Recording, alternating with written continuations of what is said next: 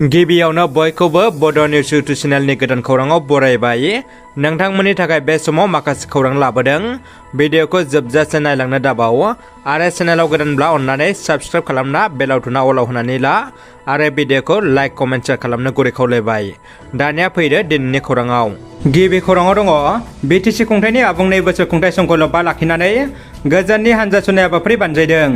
दिनै गोजोननि नोगोर क'क्राझार सोहोराव बिटिसिनि इउपिपिएल बिजेपि आरो जिएसपि मोनथाम दोलोनि जथाय सरकार एबा खुंथायनि आबुं 2 बोसोर समखौ लोब्बा लाखिनानै मोनसे गोजोननि हानजा सुनाय हाबाफारिखौ फुंबिलिनि 5:30 रिंगायाव बानजायनाय जायो।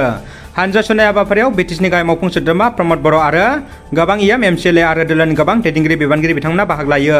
हाबाफारियाव बिटिसिनि गाहाय मावफुं सोद्रोमा प्रमद बर' बिथाङा बिबुंथि लाखिनायनि उनाव फ्लेग अफ खालामनानै हानजा सुनायखौ बेखेवनानै होयो। दावबायसा बर' लोगोसे बिटिसिनि बुंथिगिरि काथिराम बर' बिथांमोना। बे गोजोननि हानजा सुनाय हाबाफारिया बिटिसि सेक्रेटारिनिफ्राय जागायजेननानै क'क्राझार गोजौसिन गेजेर फरायसालिनि गेलेग्रा फोथाराव फोजोबहैयो। भारत भुटान सीमा ओनसोल हाथिसाराव जिथि दुआ दखरा एबसुनि 18थि बोसोरसेला जथुम्मा।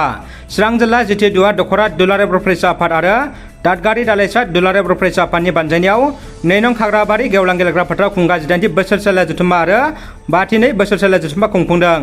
बेखौ लोब्बा लाखिनानै साननैनि जानो गोनां हाबाफारिनि रुंसारि इसाक नार्जारि गोसोखां गाहाय दरखंजों लोगोसे गाहाय सायनासालि बानजाय आफाद मावख' आरो गुबुन गुबुन मावख'फोरखौबो बेखेवनाय जायो।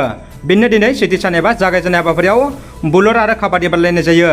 नैथि सान एबा 2 अक्ट'आव गेवलां मेल लानाय जागोन, जेराव आबादारि आरो बर' हारिनि बायदि बायदि जेंनानि सायाव सावरायनाय जागोन होनना बिथांमोना मिथियो।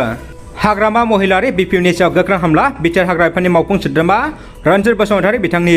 बिटिसि खुंथायनि 2 बोसोर आबुं जानाय सानाव आगुनि बिटिसि खुंगिरि हाग्रामा महिलारिखौ गोख्रों रावजों हामला खालामदों रन्जित बसुमतारी बिथाङा बुंदों, हाग्रामा महिलारिनि दैदेननाय बिपिएफ खुंथायनि समाव देरहासात बसुमतारी, प्रमिला रानी ब्रह्म आरो गोबां बिपिएफ दैदेनगिरिफ्रा हाग्रा सिफायना साहा बागान खालामदों होनना गोख्रों अजद होदों। प्रमद बर'नि बिटिआर खुंथायनि 2 बोसोर आबुं सानाव आसामनि गिबि मन्त्रि डक्टर हेमन्त बिश्व शर्मा बिथाङा गाहाम हामलायथि बावहरदों। बिथाङा ससियेल मिडियानि गेजेरजों ओरै बुंथिदों, दिनै बिटिआर सरकारनि 2 बोसोरारि गोथार सानाव मानगोनां प्रमद बर'नि दैदेननाय बिजेपि इउपिपिएल जथाय बिटिआर खुंथायनि गासै सोद्रोमा आरो नोगोरारिनो गोसो गोरबोनि गाहाम हामलायथि बावहरबाय। थांनाय बोसोरनैआव बिटिआरआ जौगानायनि गोदान लामाजों हान्थिनायजों लोगोसे गोजोन आरो रैखाथिया गासिनो जादों। बिटिआरनि आबुं जौगानायाव आसाम सरकारा बिटिआरनो गासैबो बिथिङाव हेफाजाब होलांगोन। बे लिरथायखौ आसामनि गिबि मन्त्रि डक्टर हेमन्त बिश्व शर्मा बिथाङा ससियेल मिडियानि गेजेरजों पस्ट खालामनानै फोसावदों।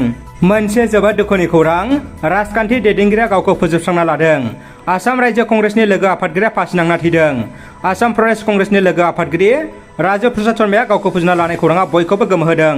बिथां राजखान्थि दैदेनगिरिया कंग्रेसनि गासै नायनाय बिबान लादोंमोन आरो बिथांखौ बयबो फोथायोमोन। नाथाय बिथाङा मानि थाखाय गावखौ फोजोबना लाखो, बेनि जाहोनखौ दासिम मिथिनो मोननाय जायाखै। दानिया फैदो जोबथा खौराङाव।